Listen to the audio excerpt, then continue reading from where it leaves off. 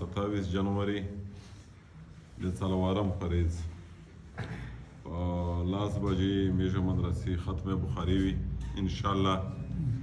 نو 15 کسې جنکې وته چادر پوشیدو او مطلب چا قرات کړی دی هغه سرمنی وي څه ورته یي نو توس ته دعوت دی، توس پوریول ته دعوت دی، په خورو به جوار شه نورې څومره انسانونو ته توس دعوت ورکولی شئ په دا کاروان شئ د میر سره شامل شئ.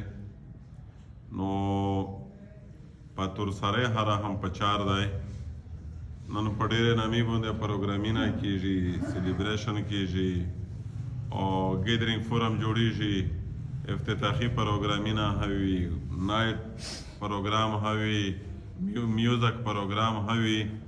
تر ټولې نه ښه پروګرام هغه دی چې د قرآن او د حدیث په نومه باندې امت مسلمه سره جمع کېږي او ورته نوسته کوي او په دا باندې بیا الله جل شانو خصوصي رحمتونه وي.